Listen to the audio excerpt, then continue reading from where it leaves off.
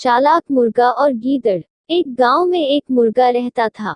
वह रोज सुबह बांग देकर गांव वालों को जगाया करता था। एक दिन एक गीदड़ कहीं से घूमता हुआ गांव में आ गया। जब उसने मुर्गे को देखा तो उसकी लार टपकने लगी। वह सोचने लगा, वाह, क्या शानदार मुर्गा है, अगर इसका मांस खाने को मिल जाए तो मजा आ जाए। वह तरकीब सोचने लगता है ताकि किसी तरह मुर्गे को दबोचकर पेट पूजा कर सके। उसने मुर्गे को बहला फुसलाकर अपने काबू में करने का निश्चय किया और उसके पास पहुंचकर बोला, मित्र, मैं तुम्हारी आवाज सुनकर तुम्हारे पास आया हूँ। तुम्हारी आवाज बहुत ही सुरीली है, कानों में मिश्री घुल जाती है, मन करता है दिन भर सुनता रहूं। क्या तुम एक बार मुझे अपनी सुरीली आवाज सुनाओगे? मुर्गे की कभी किसी ने इतनी प्रशंसा नहीं की थी।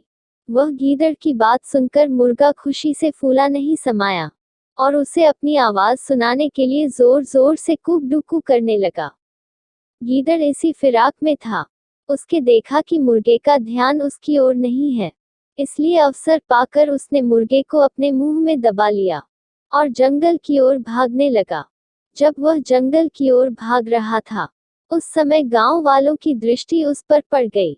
वे लाठी लेकर उसे मारने के लिए दौड़े। गीदड़ डर के मारे और तेजी से भागने लगा। मुर्गा अब तक उसके मुंह में दबा था। तब तक उसने उसके चंगुल से बचकर निकलने का एक उपाय सोच लिया था। वह भागते हुए गीदड़ से बोला, देखो गीदड़ भाई, ये गांव वाले मेरे कारण तुम्हारा पीछा कर रहे हैं। वे तब तुम्हारा पीछा करना छोड़ेंगे जब तुम उनसे कहोगे कि मैं तुम्हारा हूँ, उनका नहीं। ऐसा करो, तुम उन्हें बोल दो। गीदड़ मुर्गे की बातों में आ गया और पलटकर बोलने के लिए अपना मुंह खोल लिया। लेकिन जैसे ही उसने मुंह खोला, मुर्गा उड़ गया और गांव वालों के पास चला गया। इस तरह अपनी चतुराई से उसने अपनी जान बचाई। शिक्षा: संकट के समय बुद्धिमानी से काम लेना चाहिए।